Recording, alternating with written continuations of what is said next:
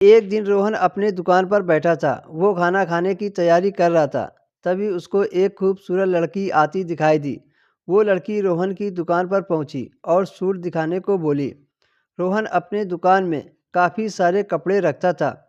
रोहन ने उस लड़की को काफ़ी सारे कपड़े दिखाए, जिसमें से उसने 4 से 5 सूट पैक करा लिए। जब रोहन ने उस लड़की से सूट के पैसे मांगे तो वो चिल्लाने लगी, बचाओ बचाओ, ये मेरी इज्जत लूट रहा है।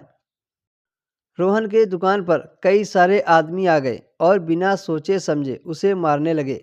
मौका देखकर वो लड़की सूट लेकर वहां से चली गई। उस दिन से रोहन पूरी मार्केट में बदनाम हो गया। मोहल्ले के लोग और मार्केट के लोग उसे गंदी निगाहों से देखने लगे। उसकी दुकान भी पहले से कम चलने लगी। खैर धीरे धीरे वक्त गुजर गया। रोहन ने उस लड़की को बहुत ढूंढा, पर वो कहीं ना मिली। वो तो उस लड़की से बदला लेना चाहता था। धीरे धीरे वक्त गुजरने लगा और लोग इस बात को भूलने लगे। अब रोहन की दुकान पर पहले की तरह ग्राहक आने लगे। एक बार फिर से उसकी दुकान चलने लगी। ऐसे ही एक दिन रोहन अपनी दुकान पर बैठा था।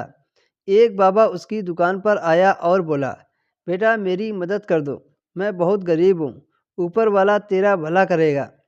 रोहन ने बाबा को कुछ पैसे देकर मदद कर दी।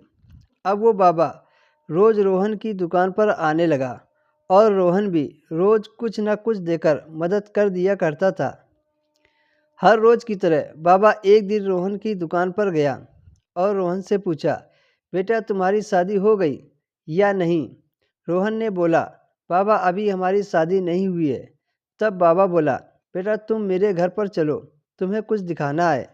रोहन ने बाबा की बात मानकर शाम को दुकान बंद की और बाबा के घर चला गया।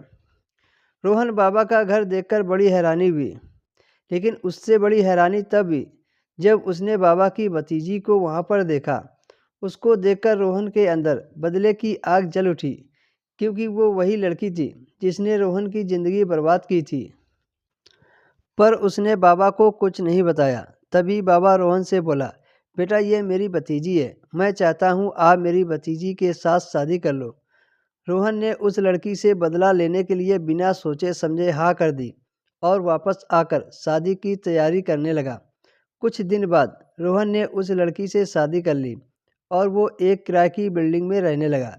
रोहन ने शादी की पहली रात को ही उस लड़की को बहुत परेशान किया और अलग कमरे में सो गया। उसकी पत्नी रात भर तड़पती रही। अब रोहन कभी खाने में कमी निकालकर तो कभी किसी चीज़ में कमी निकालकर उसे खूब सताता था। रोहन ने बस उससे बदला लेने के लिए शादी की थी। वो तो उसे परेशान करके छोड़ देना चाहता था। एक दिन रोहन ने उसको छोड़ने का प्लान बना लिया।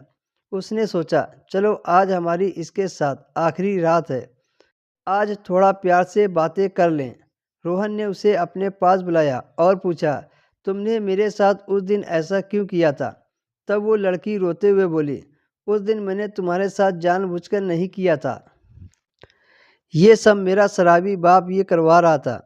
अगर मैं उस दिन तुम्हारे दुकान से चोरी नहीं करती तो मेरा बाप मुझे मारता। उस दिन के बाद मैंने चोरी करना छोड़ दिया और अपने पिता को छोड़कर चाचा के साथ रहने लगी। और हाँ, मेरे कहने पर ही मेरे चाचा ने तुम्हारी शादी मेरे से करवाई है। मैंने सोचा अगर तुमने माफ़ कर दिया तो ठीक है, नहीं तो ये हमारी सज़ा होगी।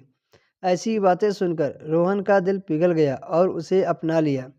वो दोनों हंसी खुशी शादीशुदा ज़िंदगी जीने लगे।